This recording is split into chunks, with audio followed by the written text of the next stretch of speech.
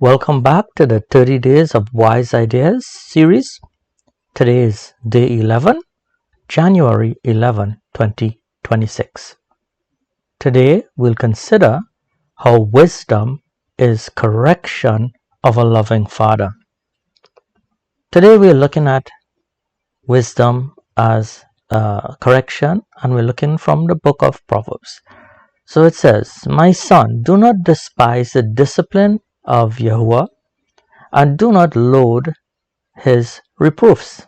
For whom Yahuwah loves, he corrects, as a father the son whom he delights." This is giving us an example of the love of our Creator based on life.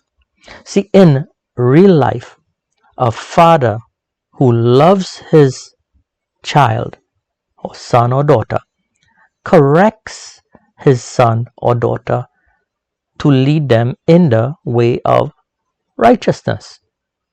And so, if in life on earth, human life, a father corrects his children, a loving father corrects his children, how much more so our Father in heaven, who is a celestial father, a divine father, correct his children on earth.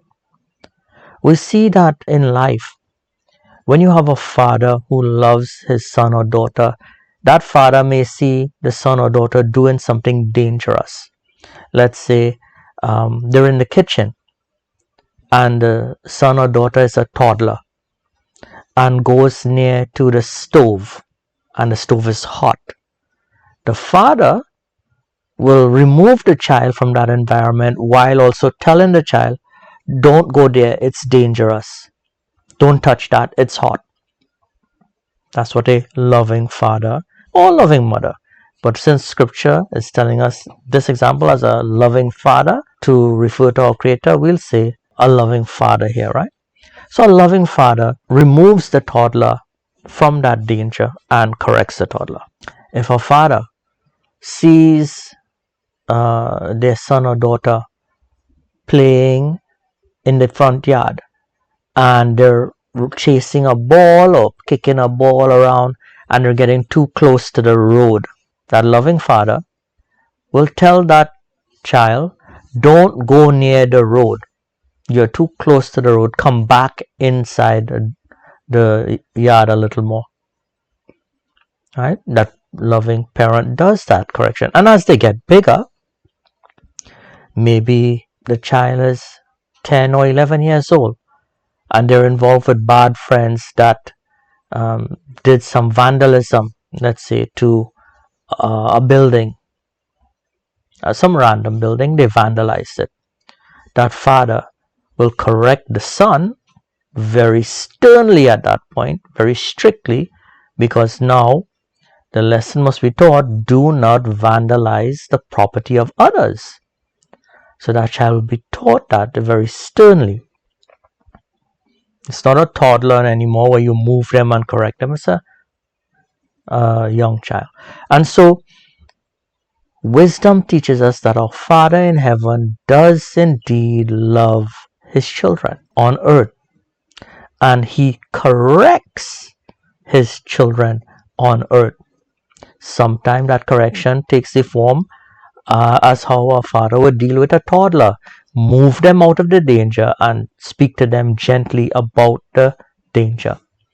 Sometimes the correction takes the form of that 10-year-old or 12-year-old or 15-year-old who vandalizes a building, and there needs to be a firm, strong correction in that case so that the child with understanding might get the point, get the message. Sometimes it may be a son or daughter who's an adult that is doing the wrong thing, and then you say, "Come, let us reason together. Let us talk about this thing together, and let us see the pros and cons, and let's examine this and see where you are going wrong, and let's try to make the correction." That's what a loving father does. and the approach varies based on the developmental period of that human being, of that child. So a child of our Creator, he has many ways to speak to us and correct us. Sometimes it's a slight nudge. Sometimes it's a little more of a whack. Sometimes it's something that seems like a catastrophe, but it's meant to put us back on the correct path. Our Father in heaven wants us to heed his correction when it's just the simple stuff, the easy stuff, so that more drastic action is not required later on. And if you search the scriptures, you will find examples of that time and time again, where he started off with just speaking to the people, gentle nudge, do this, you're on the wrong path, this is the way. And then they ignored it, and they ignored and ignored until they had to get a cataclysmic event that would force them to change their ways.